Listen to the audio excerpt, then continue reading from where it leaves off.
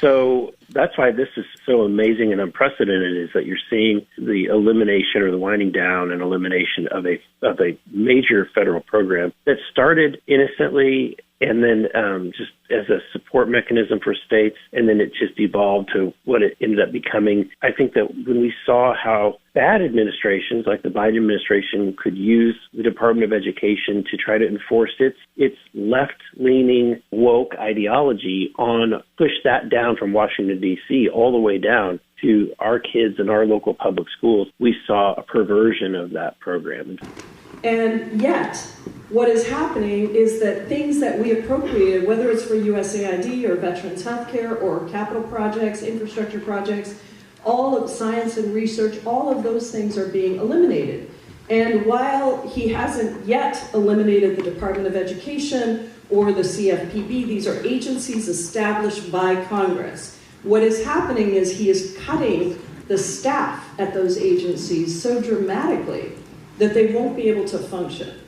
And the threat, of course, is to slash Social Security and Medicare, which Elon Musk has called the big entitlements that we have to eliminate. These cuts are going to impact every child's ability to have access to what they need, including having their civil rights protected, especially if they're disabled. Congresswoman Jennifer McClellan also says higher education could suffer too if there are cuts to financial aid and Pell Grants.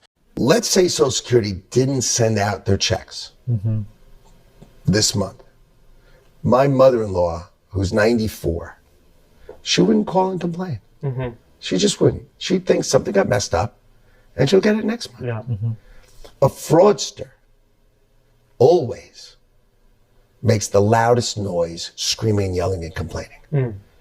$880 billion out of the jurisdiction of energy and commerce absolutely requires cuts to Medicaid. I don't care what Trump says. I don't care what congressional Republicans say. They are trying to cut Medicaid, which covers 40% of kids in this country for primary and preventative care, which covers at-home care for a third of seniors in this country, in order to fund tax cuts for people who don't need tax cuts. Elon Musk called Social Security a Ponzi scheme. No falser words have ever been spoken. This is a bedrock promise that we make to one another. It's a quintessentially American program, and I'm going to fight for it with everything I've got.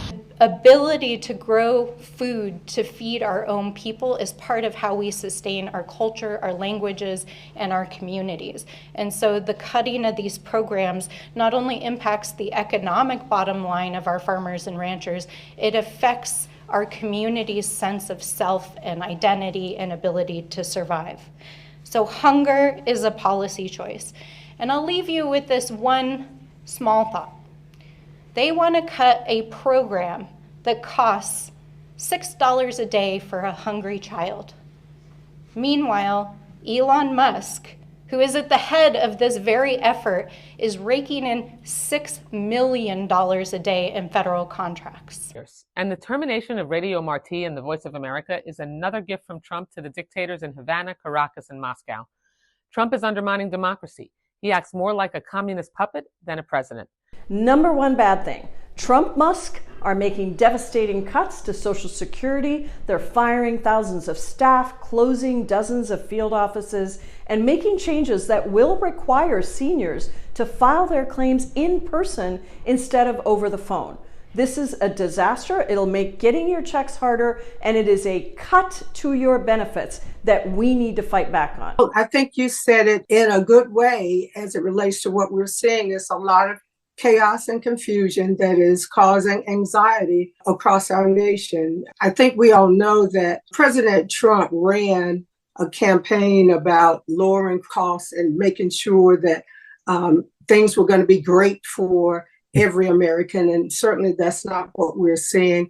And this whole crusade about getting rid of waste, fraud, and abuse is not what is happening. We're seeing that costs are rising. People are fearful of keeping their jobs. They don't know whether they'll be able to afford health care. We're not seeing a reduction in costs for food or gas or any of those things that he promised would happen were he to be elected president. So this whole situation where we see flooding the zone, keeping people off guard so that there's a sense of inevitability, that there's nothing we can do about what's going on. And that certainly is not the case. And Democrats will continue to work against this. We will continue to resist so that we can bring to the American people what they deserve.